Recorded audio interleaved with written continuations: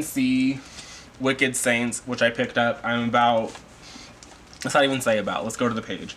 I am 143 pages into this.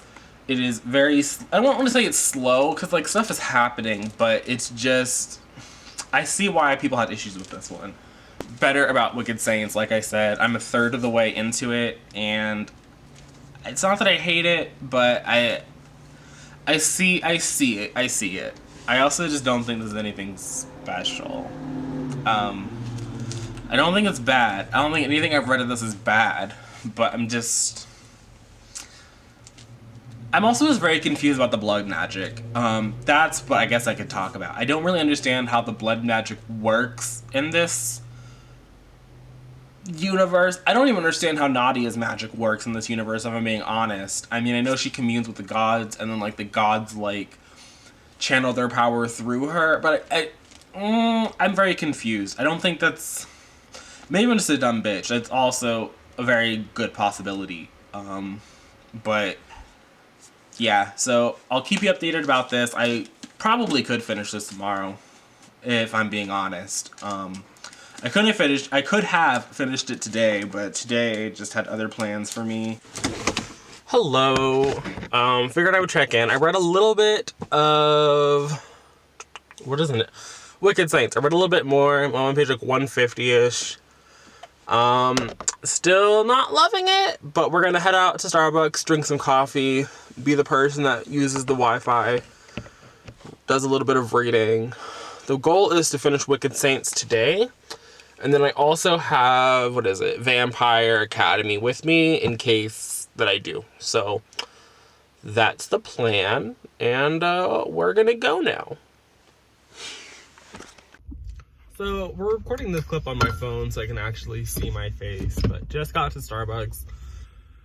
We'll see if I use that time lapse that I was trying to, we'll see what I do with that. But we're here. I'm gonna go in. Like I said, I did a little bit of reading Wicked Saints. This book, I know, has some brown people. I know 2 of the characters are from a region in this world where it's like a desert, and so they're brown. I don't know. The other 3 main players, so Mal and Nadia and Anya, or not Anya, Anna, and what is his name? Seraphin? They're all white. So good for them, I guess. Shout out to that. I don't really care about them, if I'm being honest. Like, everyone in this book is just so bland. And, like, I think they're supposed to have, like, these really intense character moments, but we've been plopped in the middle of a century-long war, and all of their motivations are about this war, and the war seems to be stemming from their magic systems that I only barely understand. So I'm not I think I already said this in the very first clip of this reading vlog, but I'm not invested in that. So it's hard for me to, like, care about them as people because they don't really feel like people. So I'm here to talk about Wicked Saints. So let's talk about Wicked Saints. Wicked Saints, if you don't know, is the first book in a trilogy, I want to say. It's like Something Dark and Holy by Emily A. Duncan. This is marketed as a, what is the word I want to use? It's marketed as a, like, gothic-y inspired, like, heavily influenced by Slavic culture. It'll give you those Russia vibes. Very much, you know, Shadow and Bone for 2019, right? And when I was reading it, it felt very much like Shadow and Bone in that I didn't think that anything in Wicked Saints was all that developed. And it actually was starting to bother me at a certain point. So we follow Nadia, who is a cleric, so she channels her magic through the gods, like the gods grant her magic. How that exactly works, I can't tell you because it was never explained to me. Like, that's literally all I got from it. So we have her, she's our protagonist. Then with her is somebody that I call Mal. I want to say in one of Alexa Dunn's videos, Emily A. Duncan was there, and Emily A. Duncan was like, don't you dare call him Mal. But I'm like, there's no glossary in this book. So None of the names has a pronunciation guide. I think she tweeted out a pronunciation guide. I know that one is available if you look for it.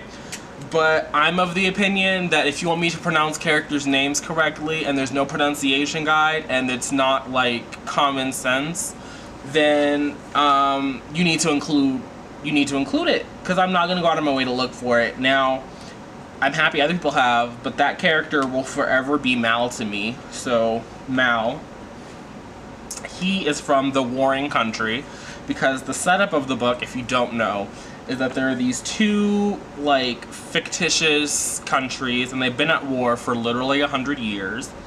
And Nadia has, like, I guess been prophesized to be the one that ends the war and in victory for her country, against the blood mages of Mal's country. When I went into this, I thought the dual perspective was Mal and Nadia, and that was incorrect. You actually follow the prince of the blood mage country, Seraphin, and I liked him.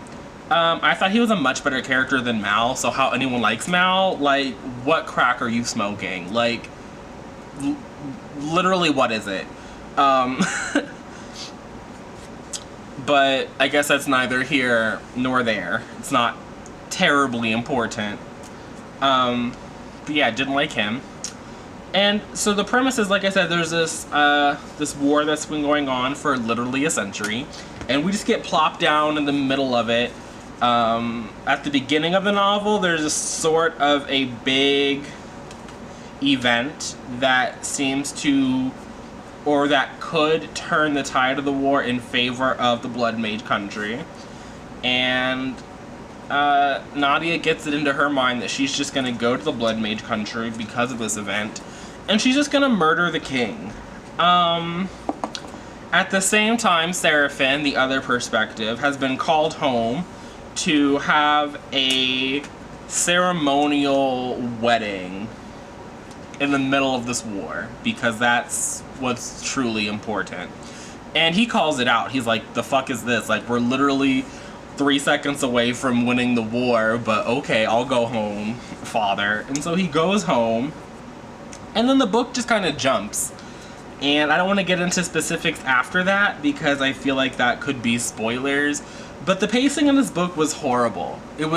It literally felt like the editor was like, I like this story, and I like these characters, but what you wrote, Emily A. Duncan, is too long. So the book is just shy of 400 pages. It's like 360 something, I want to say.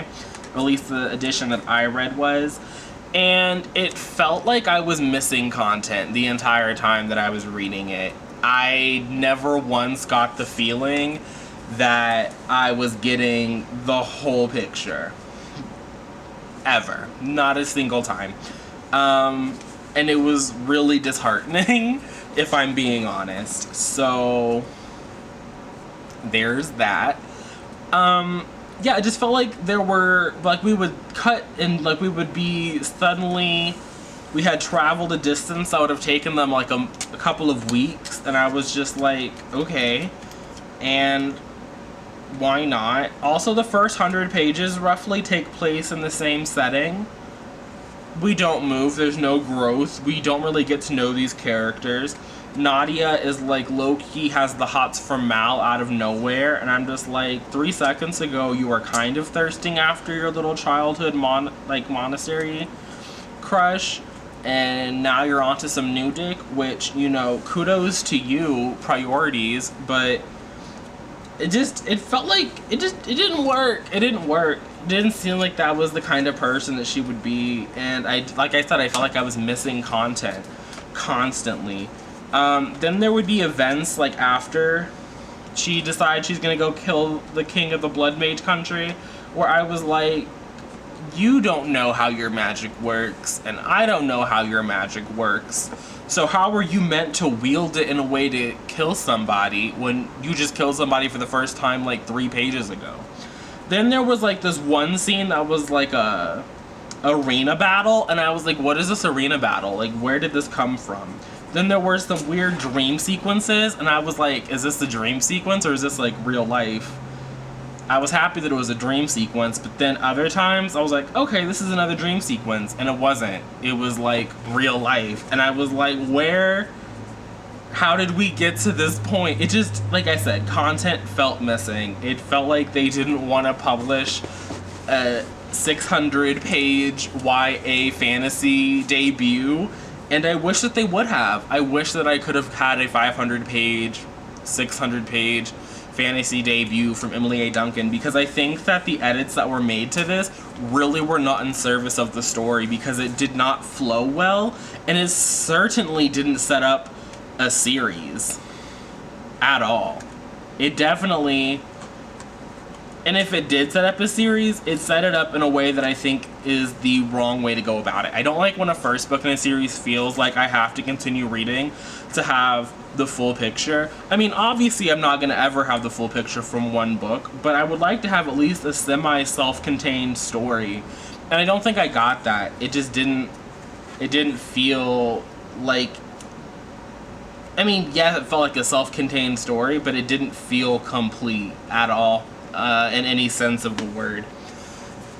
So, wasn't a fan of that. I did like how the book ended. I'm not going to say how it ended, obviously, because people don't like spoilers. But personally, I found that the person that she low-key ended up with in this book was the better relationship, and it was really the only thing in the novel that had any kind of like foreshadowing or explanation or build-up. And so I respected that, even though I know that one, it's not the popular pick at all, and two, I don't think it's the end game pick. I definitely see that changing as the series goes on, and I think that's what I hate the most, because I think that it's going to be what I hate about this book series the most, because it's just going to throw out such really, a really great dynamic in favor of something that I think doesn't work. Also, the plot in this book, maybe because now it's October and this book came out, months ago, but I felt like it was definitely predictable, and I don't think that predictable is always a bad thing, but in this sense, I felt that it was predictable in a bad way. But it wasn't for Monty. But that's all I have to say. I definitely will continue on with this series. I'm not going to rush out and buy it. I will continue to read this from the library. And I would suggest that other readers do the same. So I definitely recommend, like, if it's something that is available to you and is an option, I just want to take this moment to remind you to utilize it. So I'm going to go ahead and stop this recording here. Thanks for listening to me blather on about Wicked Saints. I hope that Editing Monty finds a way to make this enjoyable for you. But yeah, thanks for watching.